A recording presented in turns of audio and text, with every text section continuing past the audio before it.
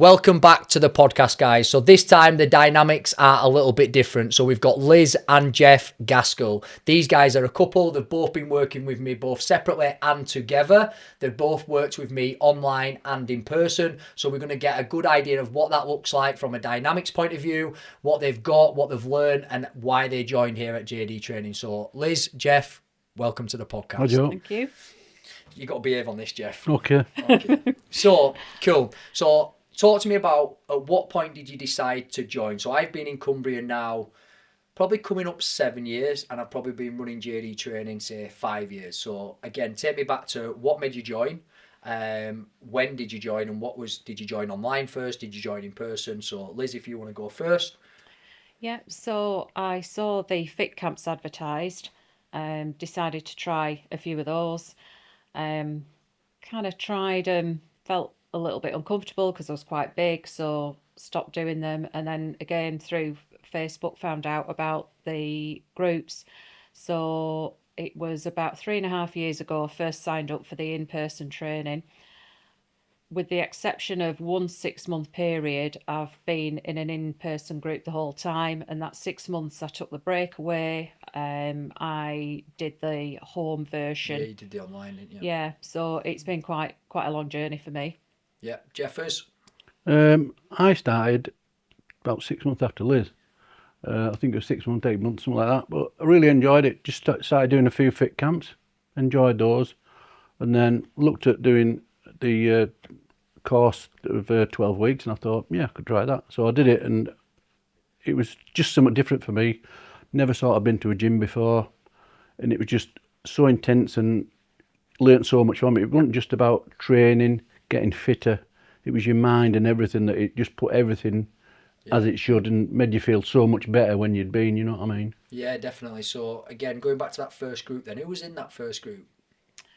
Oh gosh, I'm trying to think. It could have been Andrea, Emma. Emma, Was yeah, in there. Pat. Pat. Oh, Yeah, Pat, Pat was in there. legend, my little Yeah. training partner. Yeah, so I've been in different groups with different people, and that's always been a good experience because you've had different outlooks, different capabilities. Who was in yours, Jeff? Who was in your first? Brocky. Used to Brocky train was in with there. Brocky. Brocky's just come back, and because Yeah, he's just come back. You dragged him back. He's now 31 pound down in 11 Wow. weeks, I think. Wow. Yeah, he's Wow, smashed it absolutely again. smashing it again. Brilliant. Yeah, he smashed it again. So Yeah. it was you, Brocky, Alana, all that. Yeah, Alana. Pat Yeah. from Millham. I think who else was in it? Alana was in there, yeah, because you did a couple of races together, didn't you? Yeah, I did, Alana yeah, as yeah. well. Was Mel in your group? Can't For a remember. bit? Mel might have been in Yeah, I our think group you at used to one pick her up, time. Yeah, because I used to pick her up, yeah. Oh, was she? Yeah, she was in my group for a bit, yeah, because I used to pick her up. Ah, right, yeah. Yeah. Yeah, because then she went into the later group and then come Yeah. back into your group, Yeah, which yeah, you're in yeah. now, obviously. Cool. So, talk to me a little bit like, why did you take action then? What was it that made you take action? You said, obviously, you came to the fit camps first. What was it? Why did you take action? Why did you decide to do something? Going back to, I think I'd looked at, I was like 59, 60, and I thought, Oh, yeah. What was that, Jeff? That was under your breath, wasn't it, la? get to 60, I thought, I'm overweight, drink too much, eat too much, need to get my head sorted out. So I started off, and I was like, anyways, I was not as far off 16 stone, to tell you the truth. Started off with Joe, and I thought, it was just, and it sounds awful, because you're eating the right things, doing the right things, it just felt so easy doing it, rather than, and I've never been on diet things, anything like that, and it just felt so easy just to do it, and I got myself down to, I think, 12.5 stone. Yeah. And I thought, this was by 61, and I thought, I just feel so much fitter, so much more energy. It's just life-changing, to tell you the truth, just life-changing. Yeah, for me. get them told, Jeff. Look in that camera and tell them, life-changing. And what about for you, Liz? What was it, again, what was it about, what was it about that time? What made you take action? Because we talk a lot to people, and we talk about we call it like a, sounds a bit dramatic, but a catalyst moment. Is it for Becca? She just spoke, and again, that podcast's going to be coming out, but it was about a bridesmaid's dress. Yeah, and then that was the thing, and then from that, obviously, it leads to other things. But talk to me, what was the catalyst moment? So I've had 3 catalyst moments, and I ignored the first 2, which was frustrating. So my first catalyst moment was when I was getting ready to marry Jeff. I'd bought my wedding dress, dream dress. Don't do it. Realised Sorry. realised that the dress didn't fit. So I thought, oh heck, I'll join Slimming World and I'll make sure I get in this dress. And I actually put a stone on and had to buy a new dress with 6 weeks to go. So that was a Gosh, you catalyst double. to do something, and I didn't do it. And then as I was approaching 40, I had another catalyst moment and thought, you need to sort yourself out. Having spent over half my life at that point overweight, unhappy, didn't do anything about it. So as I was approaching 50, I thought, enough's enough. I need to be healthy. I need to be here for Jeff, for my mum, for my daughters, and for myself. And I just thought, enough's enough. Yeah. To spend over half your life not doing things you want to do, hating yourself. And I thought, I need to take action. Yeah, And that was it. Yeah, and that's one thing that I often talk about. It's about the way you look, but it's also about the way you feel. And it's about the way that you feel and the way that you feel about yourself. Often then that plays a role in your decision making, whether you decide to go on holiday, whether you decide to wear certain clothes, whether you decide to go for certain jobs. And I think people underestimate, and do you know what? Up until working with people online, because prior to working with people online, a lot of people that I worked with were in a gym. So they didn't really come from a diet club culture. So up until working with people online, they didn't come from a diet club culture. I worked with a lot of people that was potentially like ex-athletes but had let themselves go, people that knew about calorie counting, people that knew about getting fit. So although they'd let themselves go, they always knew there was a way out. Whereas actually what I actually found is once we transitioned online, I was working with a lot of people from a diet club culture. I realised that it was kind of deep rooted for these people, and a lot of people had been going to these things since they were a kid for some people, and they were slightly different to people that were in a gym. They didn't believe that they could change, and that then impacted the way that they showed up for themselves, the way they showed up for other people, and played a massive role in like confidence as well. And again, like I said, for me, I'd always worked in a gym, and people that come to a gym, they're the people that you generally PT, and they always knew they could take action. Whereas people from a diet club culture, they kind of felt stuck. They genuinely believed, when we talk about paradigm shifts, they generally believed that they were born genetically different to other people, and that's why they was overweight, rather than thinking, I can change it. And I think it's at that point when people realise they can change it, that's where the big change comes from. So, Jeff, you go first. Talk to me, what did progress look like? It was pretty linear, your progress, wasn't it? Yeah. Like it literally went from where you were, boom, straight down, wasn't it? Yeah. So talk to me about that. What was it? Was it because you were enjoying it? Have you found some things a struggle? Talk to me a little bit about that. Food, I think there's a lot of it. In just eating a lot healthier rather than eating a takeaway, or if you can't be bothered cooking. It was just so easy to eat the proper stuff, and you feel so much better for eating, sounds old, proper food. Yeah, and I think up here, especially, there's a bit of a culture in Cumbria of eating proper food. There is a bit of a. You know, most people like a roast dinner. You know what I mean? And yeah. When you look at roast dinner of calories, it could be 1,000 calories if you've got your 2,000 for some people. It depends how much gravy you put on it, for your Yorkshire puddings and all that sort of stuff. But and I think for you, I think one thing I would say is, you found it addictive quite quickly. Yeah. You kind of realised changes was happening. Yeah. You realised you could make a change. You were enjoying the training, and you've always enjoyed pushing yourself. Definitely. So it came quite quickly, didn't it? And you realised it was, I wouldn't say it was an addiction, but quite quickly you got on board, and that was it. You were off. Yeah. Like for lifting weights for me, it was like after the first session I'd done, it was more like cardio, getting fit, losing weight. But after that, it was just, you've showed how to lift weights properly, and what a difference it makes with your breathing, everything. And it's just taking us on a different journey. It's like, started running 5k quite regular, did part runs. Then I thought, should I try a 10k? Did a 10k, thinking, and any other, well, not any other people have, I've had a new knee 8 years ago now, but that's changed me. You know what I mean? I did a Great North Run, did a half marathon. I thought, if you want to, you can push yourself Yeah. that much more. And again, that was at 60-year-old. Yeah. And again, that's what people fail to see is like, and again, we spoke to Selena, who's been up to date, again, someone else who took action a little bit later. And there isn't an age limit on this stuff. No. As long as you've got your health and you're willing to try, Yeah. and you've got someone that can guide you through the process rather than pushing you too early or getting you to back squat with load of weight on before you can essentially back squat and you've learned to brace and you've learned your breathing, then there is no limits. And I say this to people all the time, and I genuinely mean it. There is no limits on it. Like, there really isn't. Like, your body doesn't go, well, I'm 60, I'm not going to do it. Your body will adapt to stimulus. Is it harder? Yeah. Is there potentially some underlying trauma, some injuries? Yes, definitely. But as long as you work around them and you're willing to put the body under the right stimulus, the body will still adapt. And that's one thing we found with yourself. We've also found with Tim as well, because Tim's up at that age as well. So again, it's something that we found with a lot of people is as long as they're willing to go at the right pace, they're willing to take guidance rather than try to rush it, then you can make massive changes. So again, for you, Liz, talk to me. What did it look like for you? Was the progress linear? Was there been bumps in the road? What does that look like?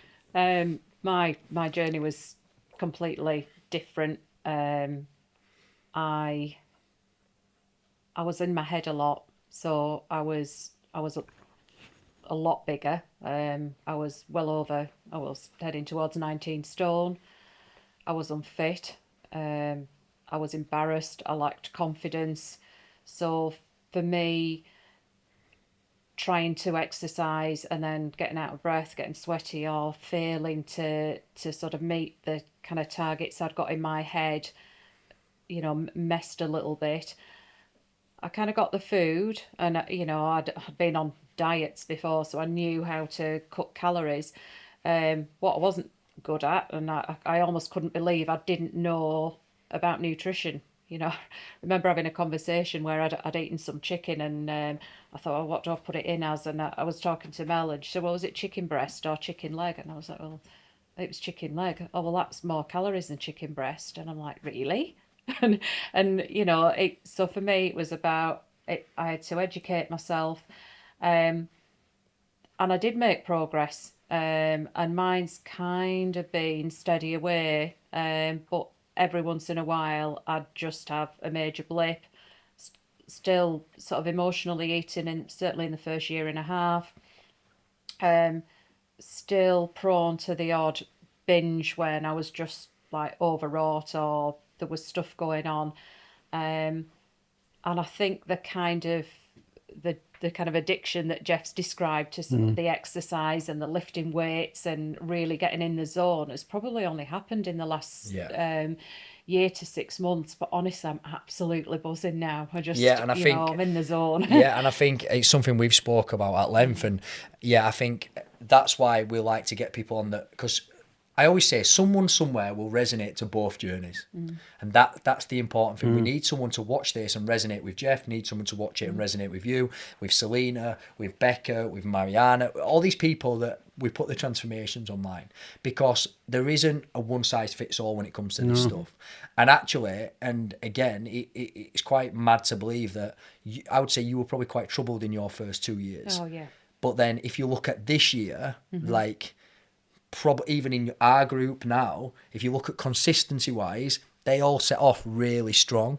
And we know because of your daily steps, you don't do a lot of steps, you didn't set off as strong, but you consistently lost a pound a week all year, which is nuts. Like, that is like, from a consistency, one, it's crazy for you because you'd always been lose, binge, mess around, get inside your own head, lose. And then this year it's gone like that. And again, it just shows, and we were saying that with Becca. Becca set off really well when she did her first 2 phases from home. She then went onto the gym program. She then had a period of, like, she said, I think it was about 9 months where she didn't make much progress. She put a bit of weight on. She joined the in-person and her physique is completely changed. And that's the thing that I want people that are watching this to resonate from is progress doesn't look linear for everyone. Actually, do you know what? Progress doesn't look linear for many people. They're a bit of a rarity. And again, it doesn't just do this. The weight doesn't come down like this. And it doesn't come down like this because, unfortunately, as you hear me say, we're not full-time athletes. We have got work life going on. We have got emotional stuff going on. We have got baggage. Some people do struggle to deal with it more than others. Some people like to talk about it. Some people don't like to talk about it. But yeah, definitely this year has been like super consistent. And Carol was on first, and it's the first time we've spoke about Carol's kind of story. And she said she'd seen you in, I think, in Kendall. Yeah. And she said then, like, I couldn't believe it. And I said, to be honest, Liz Gaskell has smashed this year. And I think everyone, you would admit, like everyone in the other groups would probably think, well, she'll lose a bit, she'll gain a bit, she'll lose a bit, she'll gain a bit. And I'm not going to lie, I was shocked this year. I was shocked. So was I. Yeah, well, yeah. and I think, and again, it's not being rude, but you generally, it just shows that past behaviour doesn't have to dictate future behaviour. Oh, absolutely. And at some point, it does click. So, leading on nicely, so talk to me about how much weight you've lost in total, and then talk to me, was there a moment where it did click this year, or was it just something where you actually realised 6 months in, like, actually, I've been super consistent? So I think in total since starting, I've lost close to 6.5 stone. So Which is crazy. It is. Number. And if you'd have told me at the beginning that was going to happen, and I was going to drop from a size 24 to a size 14, I'd have just laughed at you. Yeah, well, and I think, again, and that is the thing I want people at home to see is people don't set off on these journeys thinking, I'm going to get to a size 14. They just think, I'm unhappy, I want to be better. And at that point, it becomes addictive, it becomes momentum, it becomes habits. That leads to long-term results. For me, it's been mindset. So because I've had such a long dysfunctional relationship with food, where I've attached food to emotions and coped with stresses and emotions through binge eating, and occasionally sort of alcohol binges,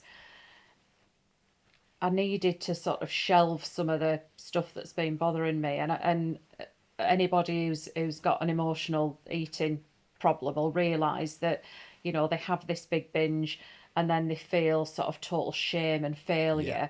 And I'd kind of hung on to that. And the fact that I was even the size and the weight I was to start with, I'd sort of hung on to this thing that I was only doing this because I was a failure. And I'd started thinking about my mindset, read a few books, obviously, listened to things that you'd put on the online and read things.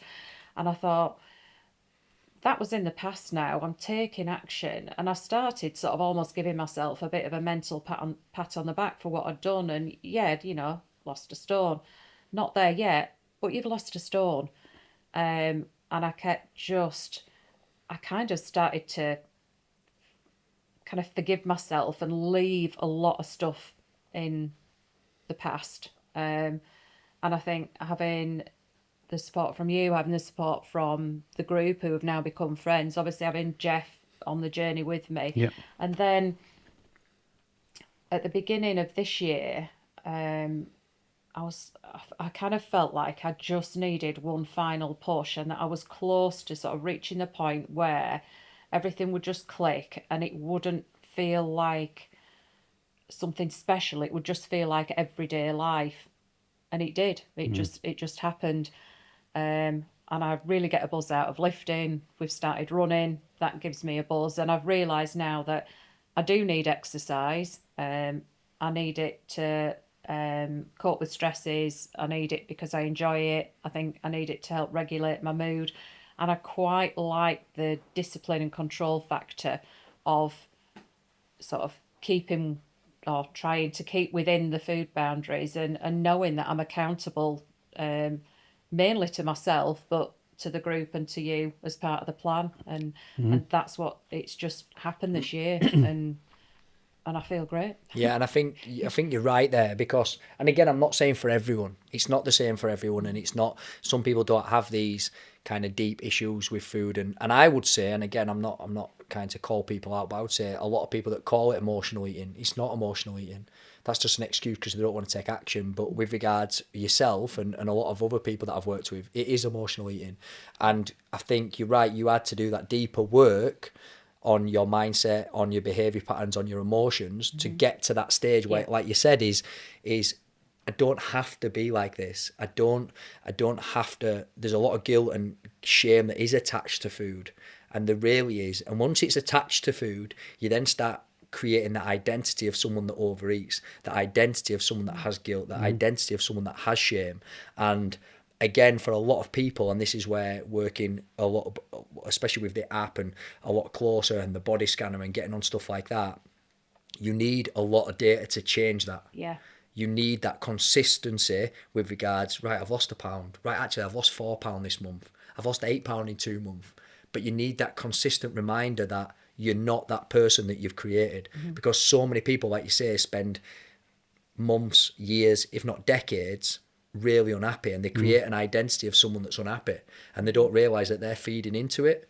And you can't change it until you deal with that deeper emotional stuff. Yeah.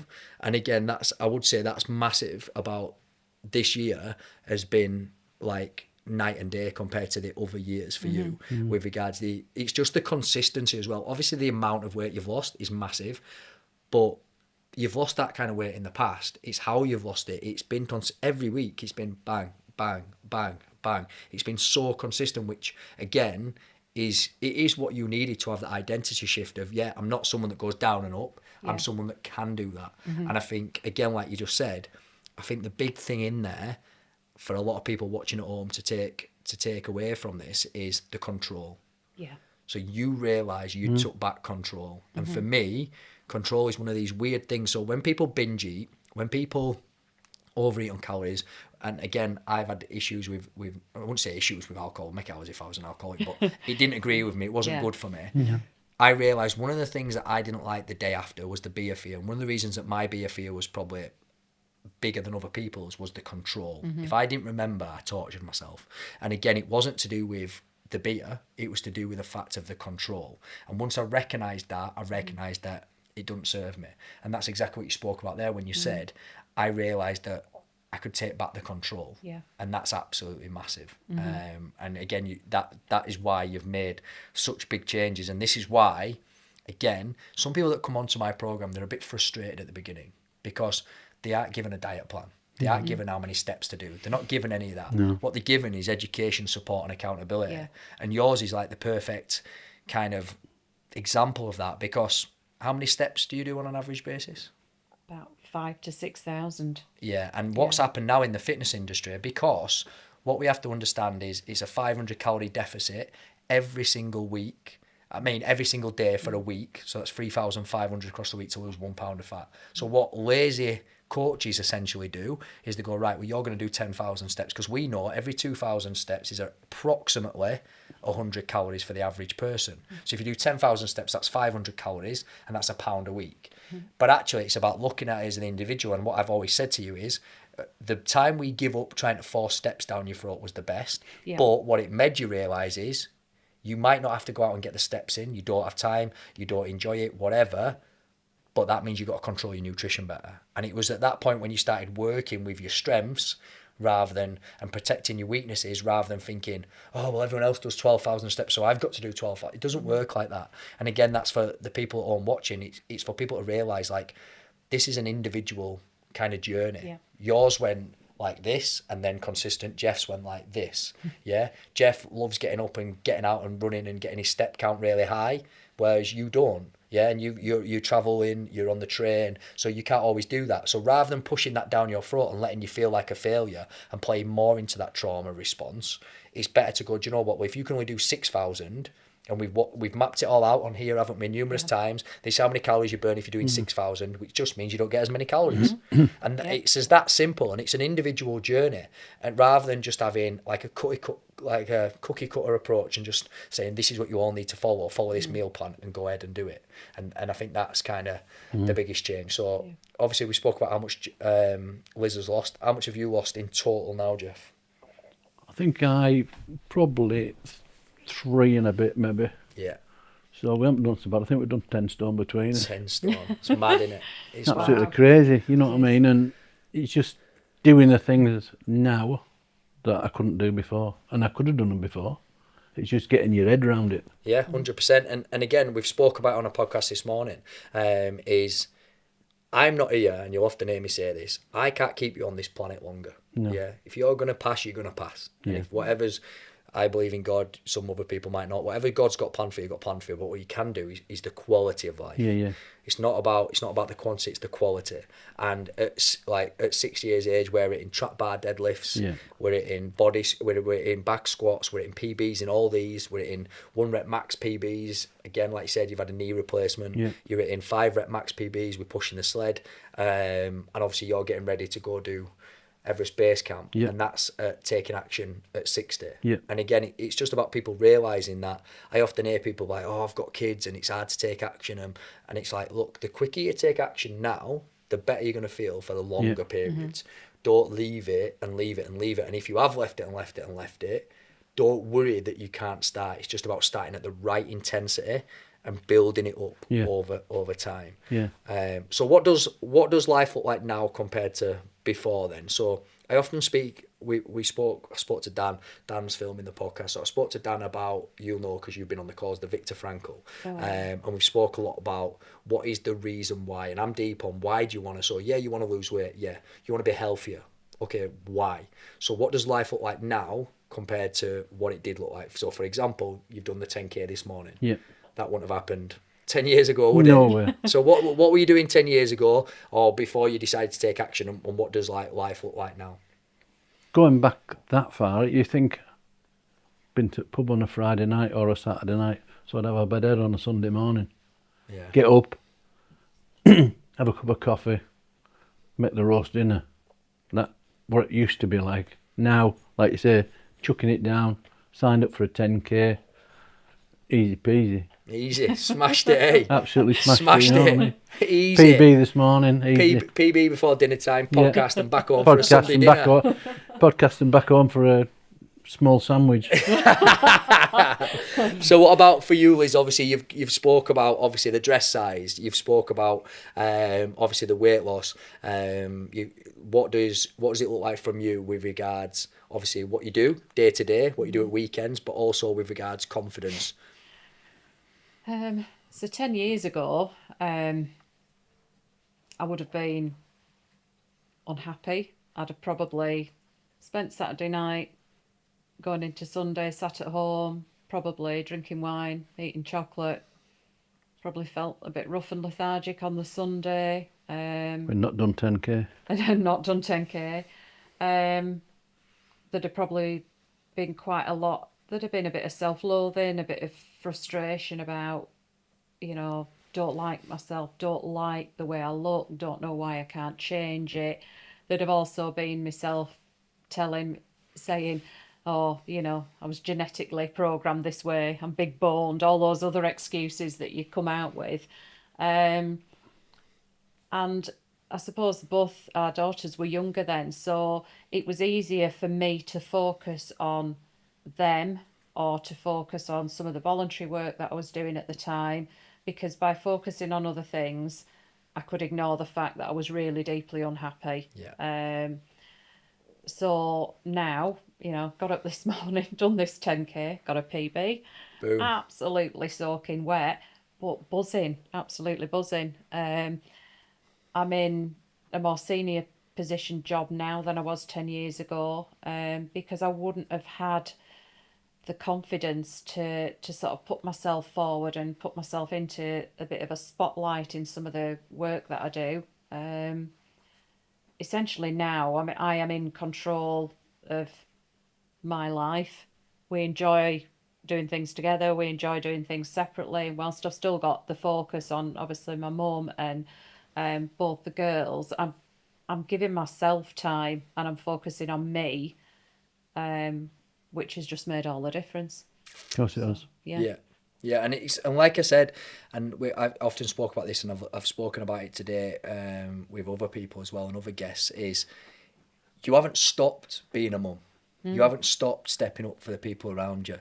What you've actually done is you've made yourself better at doing so because you're not resenting them. And this is and this is one thing that I've never struggled with my weight, and I'm never going to pretend to. Like, as you guys know, I am what I am. I'm authentic, and if people don't like it, that's up to them, kind of thing. You love it, don't you, Jeff? No, I love it. You love it when I start getting on my authentic rants. Only 3 hours a week. 3 hours a week, innit, mate? If you can't turn up 3 hours a week, don't bother. Hey, 3 hours a 3 week. hours a week. I don't care if you're saving lives for 16 hours. It's 3 hours a week, innit, Jeffers? An age is just a number. Just a number, mate. Just a number. But it goes back to one thing that I can definitely relate to is that kind of resentment. I always call it arrogance, call it what you want. I always had this self-belief that I was capable of more. And when I wasn't achieving it, I would have resentment towards people. I wouldn't be the best version of me for Sam. We'd go somewhere and I wouldn't enjoy it because I'd maybe look at people that were there and I wouldn't say I was jealous of them, but I was like, I know what I'm capable of and I'm not quite living up to that. And again, what I found was when everything did align and I became more successful and I was having the impact that I wanted to have and I was building the community that I wanted to build, do you know what? It made me a much better person to be around for everybody, for my kids, for my partner, because finally, like, I didn't have that resentment that I was doing things for you, but I wasn't doing it for me. And again, I think that's an absolute massive one with regards, like you said, you didn't stop doing that. You didn't stop doing that. What you did is you give yourself permission to kind of focus on you. Yeah. And you'll often hear me on the calls, especially on the online calls. And I stand by this. It is selfless taking action, not selfish. Because there'll be people watching this that'll be going, do you know what? Well, that's okay for you to understand, but I've got kids, I've got dependents, I've got dogs, I don't know, whatever excuse they've got, which I've got 4 kids under 7. You guys have got kids that are up at uni. You've got kids that have come back from uni. You've got all these things. Yeah, you've got other family members that are dependent as well. So it isn't that you don't have them things and I don't have them things and these other people do. It's the fact that you recognise by taking action and becoming the best version of yourself that you can be, that is actually selfless because it makes you a better person for them. It allows you to deal with their shit much better without being resentful, because we can all agree with that, can't we? Do you know what I mean? Yeah. If I haven't been in the gym and them kids are taking a while to get their shoes on, I hate to say it, but I'm like, come on, get your shoes on. When really I should be there being present and going, do you know what, I should be enjoying these moments. And if I haven't been in the gym and I'm not doing the things that I want to do, I'm not in that mindset. And I think there's a lot of people out there that again, we go back to that cliche of you're nothing but the stories you tell yourself about yourself. And they keep telling themselves, I do this for the community. I volunteer for X. I give all these job hours up at either teachers, nurses. We know that teachers crack, don't we, Jeff? No comment. No comment, mate. We won't get on that because your group will bully me, won't they? Teachers, you've got nurses, you've got police officers, prison officers, all these people that build their identity around their job. Or you've got mums, you've got dads, all these people that build their identity around these jobs, around these roles, but actually at the centre of it, they're not giving themselves enough time. And they're hiding behind the fact that, oh, I do this really well, I do this really well, when they're not looking internally and going, maybe I do that because I'm not happy with myself. And they'd be much, much better to take action and again start working on themselves, become a better person, get themselves in a better place with regards, I call it state, with regards their health, with regards their mental health, so that they can be a better version of themselves either at work, with the dependents, or with the kids as well, or even with the partner. Yeah. How many times have you sat there arguing, and if you reflect afterwards, you think, well, you've got a bad head and you're fucking fuming because work's not going your way and you're fat, and you've got a bad head because you've been on the drink and you've been out with your mates, and now I resent that you didn't take me out, but you didn't want to go out because you didn't have the right dress to wear and you felt insecure, and before you know it, you're arguing, aren't you? Because we've done it. Me and Sam have done it. Yeah. We have. Yeah, we have. We've all done it, haven't we? This journey's made quite a difference to the dynamic of our relationship. So, oh, come on. Don't get that on camera. We don't want to hear about the stuff like that. But it's true, isn't it? Yeah. It's true, isn't it? Like, honestly, yeah. And again, like, people think that because I'm like this alpha male and I'm loud and I'm in your face, that people think I don't get it. Like, I remember going on holiday, and I remember taking the girl that I was with at the time. We were about 18, 19, and we was going to the Maldives. And I remember checking in, and there was this bloke there, Jeff, as you should have seen the state on him. He was like a Marine, do you know what I mean? He fucking checking in with his vest on. And I was like, I hope that twat ain't on my plane. Anyway, he's on my plane. Next minute, I hope that twat ain't on my... He's fucking sat next to us in the village next door. So again, as a young lad, you're looking, and yes, you're obviously looking and you're admiring the work that's gone into it. And I got to know the bloke, he was a Marine. But you're also looking, you're thinking that I want to be that person. And what that does is it gives you a bit of frustration rather than when you're actually taking action, you're happy with your journey, you're happy where you are. You don't have that. So you don't hold that, and you do get on with people much, much better. Relationships are much better. I say to Sam all the time, like, I don't want Sam just to be a mum. And I don't want her to just be a partner. I want her to go to the gym and look after herself. And I say it all the time because I'm very authentic, I'm very honest, and I'm selfish. Do you know what I mean? I don't want to be fucking babysitting her mood and saying, oh, come on, it's going to be all right. I want her to go out and find her own happiness. I look after my happiness. She looks after us. We'll come together and hopefully drag them kids up, eh? It's that many of them. And that's kind of what you want. And that's why I always go back to her, jokes aside, I always go back to her.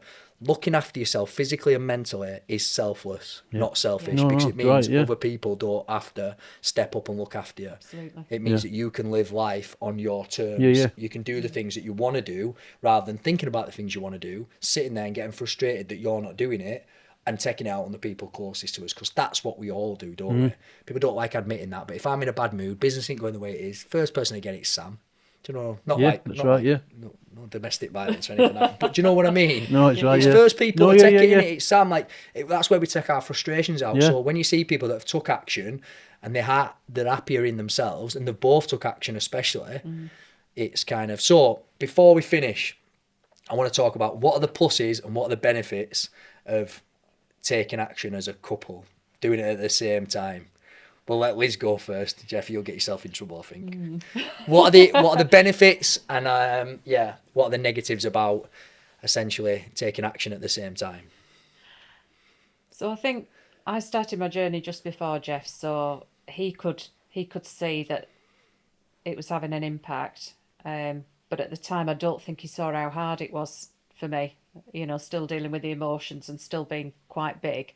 So when Jeff joined, he could then appreciate just how tough it was. It was tough anyway, and it was kind of tougher for me because I was still carrying all this junk around in my head. So I think both of us understanding what we have to do and how we have to do it means we can support each other. And I think being able to celebrate when we do, celebrate each other when we do well. Sometimes Jeff will do better than me. I might do better than him. Initially, though, if Jeff was doing really, really well and I was still on my up and down phase, I'd be like, he's done better than me. Yeah. But actually, that's real life, isn't it? Like I often say, me and Sam often talk, and I will generally, anything that's discipline based, I will generally do better.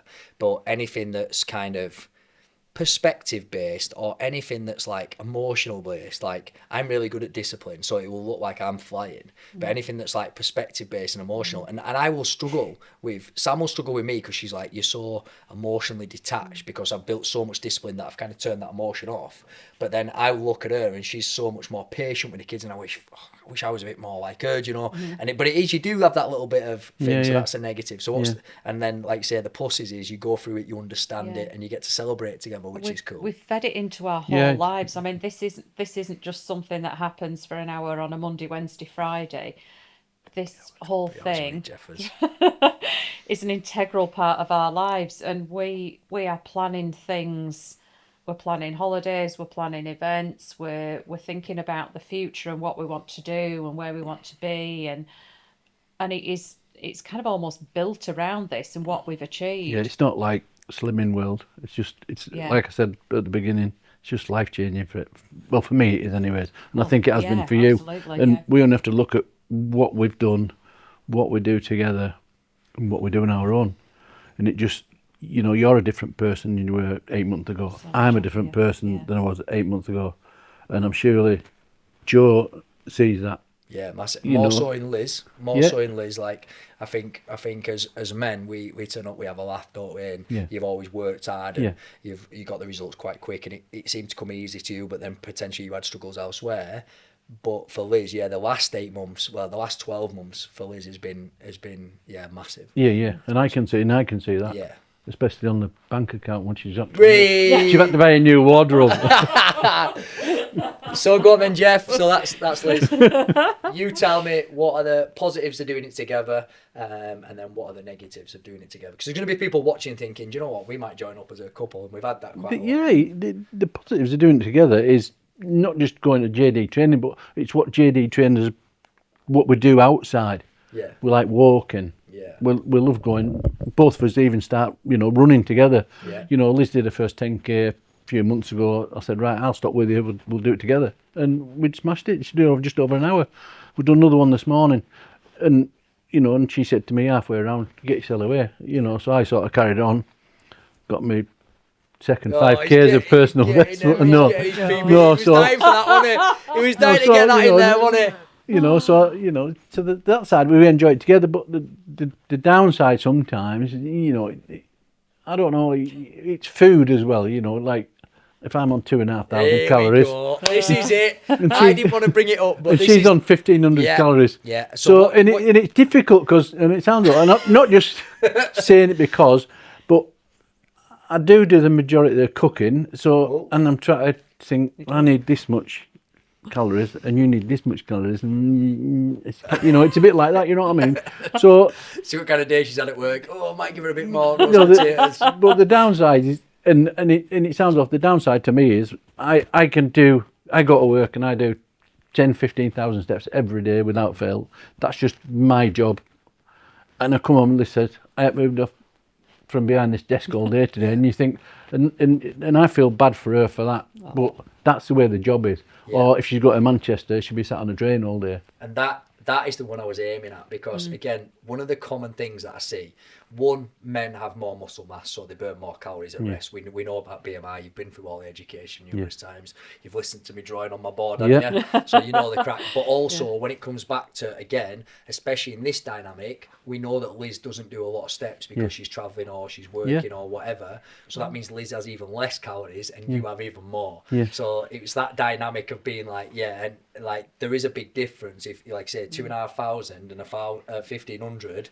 Like your steak dinner looks different to her steak dinner, doesn't it? And you can imagine, guys, she's fuming. You had a bad day at work. She's like, "Oh, why'd you get to eat that?" And that's a common thing that we see here at JD Training. I can understand again, that's a common thing, and that's kind of what I was alluding to, especially for that. So, what would you say has been your biggest achievement?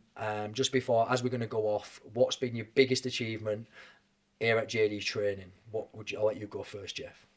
My biggest achievement is, I think it's the whole picture for me.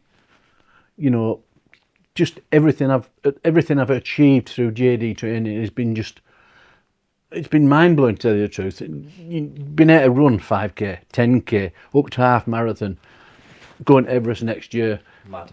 And I know I'm going to be away for 25 days, and I'm going to be walking 80 to 90 miles in a week. And I'm thinking. And I said to Liz, I'm not even scared about doing that. The altitude's going to be hard work, but I'm more bothered about travelling on my own, which I've never done. Who's going to look after the boarding passes? Yeah, exactly. Exactly.